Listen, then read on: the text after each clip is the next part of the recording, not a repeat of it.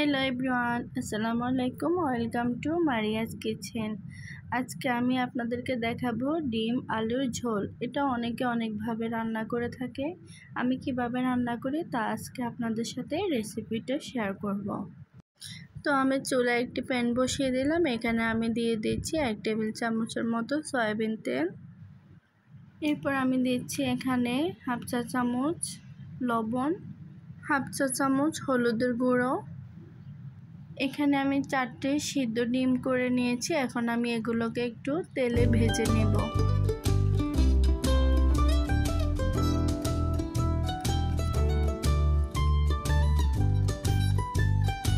ভাজা হয়ে গিয়েছে, এখন আমি এগুলোকে তুলে নিচ্ছি।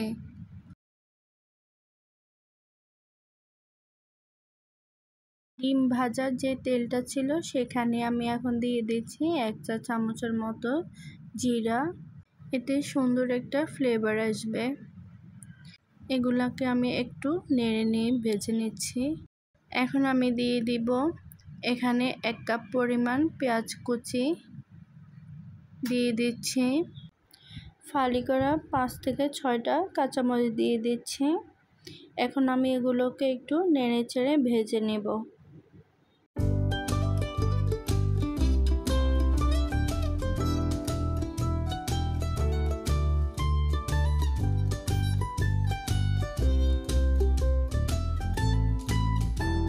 পেঁয়াজগুলো যখন সফট হয়ে আসবে তখন আমি এখানে দিয়ে দিচ্ছি 1 টেবিল চামচ আদা বাটা, 1 টেবিল চামচ রসুন বাটা দিয়ে এগুলোকে আমি আবার একটু নেড়ে ছেড়ে ভেজে নিচ্ছি।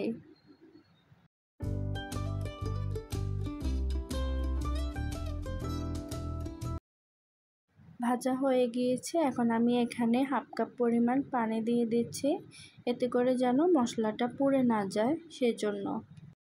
এখন আমি এখানে দিয়ে দিব হাফ চা চামচের মতো জিরার গুঁড়ো, হাফ চা চামচের মতো ধনিয়ার গুঁড়ো, 1 চা চামচ হলুদের গুঁড়ো, 1 চা চামচ লাল মরিচের গুঁড়ো দিয়ে আমি সবগুলো উপকরণ একসাথে ভালো করে মিশিয়ে নিচ্ছি।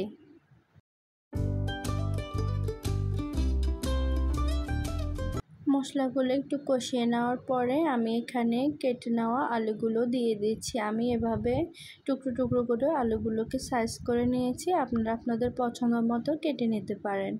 এখন আমি সবগুলো মশলার সাথে এই আলুগুলোকে ভালো করে মিশিয়ে নিচ্ছি।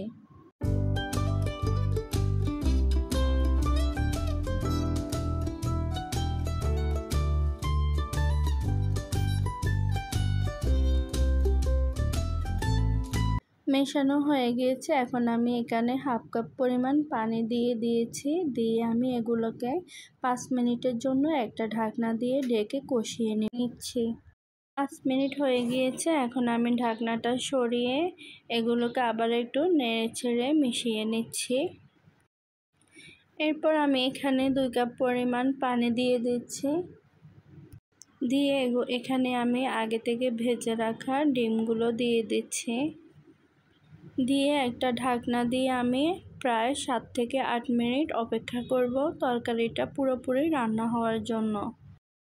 এই মাঝে আমি একটু তরকারিটা ঢেকে নিচ্ছি লবণটা হয়েছে কিনা। আমার লবণটা পরিমাণ একটু কম হয়েছে, তাই আবার আমি একটু লবণ দিয়ে দিচ্ছি।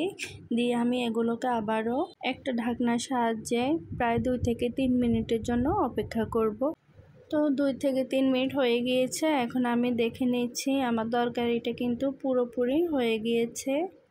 কালারটা দেখতে অনেক সুন্দর হয়েছে। তরকারিটা রান্না করতে কিন্তু বেশি সময় লাগে না, সর্বোচ্চ 10 মিনিট লাগে। এখানে দিয়ে দিচ্ছি কিছুটা ধনেপাতা কুচি এবং 2 থেকে 3টা আস্ত কাঁচামরিচ দিয়ে দিচ্ছি, এতে করে একটু ফ্লেভারটা ভালো আসে। তো আশা করি আমার আজকের এই রেসিপিটি আপনাদের ভালো লেগেছে। যদি ভালো লেগে থাকে অবশ্যই আমার চ্যানেলটি সাবস্ক্রাইব করে রাখবেন আর কমেন্ট করে জানাবেন। আশা করি যারা নতুন আপু আছেন অথবা ব্যাচেলর আছেন তাদের অনেক উপকার হবে আমার এই রেসিপিটি দেখে। সবাই ভালো থাকবেন, সুস্থ থাকবেন। আল্লাহ হাফেজ।